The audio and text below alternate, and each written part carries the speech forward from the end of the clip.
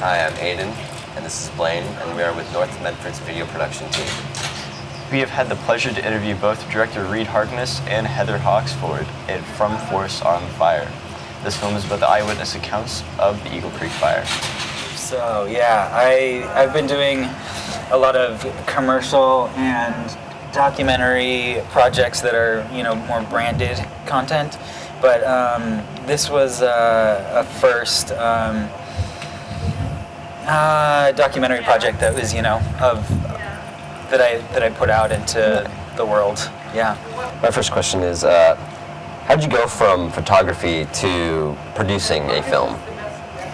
I have always been a photographer, but when you're a freelancer, it's great to have some other jobs, little side jobs that you can do. So I actually started working with Reed several years ago, just on commercial work. So I started off as like a production assistant, and then I would do, you know, craft services and operate the boom, and then I just worked up to being a producer. So it's a great way to learn the whole business and, you know, find out what you like. Yeah. And so yeah, this was my first real legit production gig. Documentary, I don't know if you can call it a gig. I mean, I think being an artist, doing anything that feels like it's meaningful and artistic at the same time is always going to be fulfilling. And, you know, we love working together, so.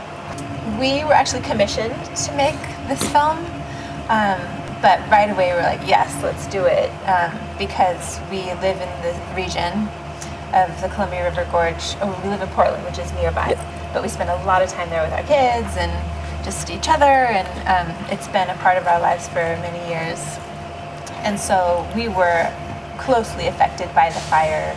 So yeah, that's the start to that. Right. So living in Portland, and then I mean, you here in Ashland have experienced a lot of fire threat with smoke and everything, and you guys know how oppressive that feels to have your town surrounded in smoke and kind of wonder if you're going to have to evacuate.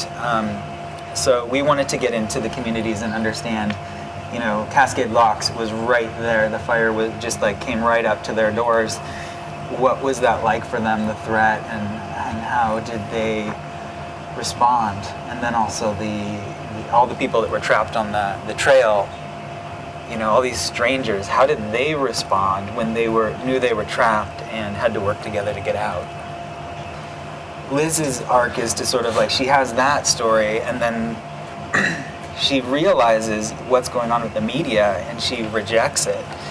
And she, when we approached her, was very apprehensive. She did not want to do any more interviews at all. She felt like the news had really treated her story in kind of a harsh way. Yeah, you know, they really twisted her words, she felt. So in the film, she kind of gets to redeem some of that story and you know, tell it how she experienced the whole story, including the news media. Her pointing a finger and saying, I think it was those kids, turned into this thing where all these communities in the area, you know, came down so hard on blaming these kids. And is that fair? We need to be like really careful. As you guys have experienced, like fire is like a new trend, and we need to be extra careful. But also, I think we need to think about how we place blame and shame, and you know what that means to community. Yeah. Okay. I feel like we got to a good ending. Thank you guys. Yeah, thank you very much for being here.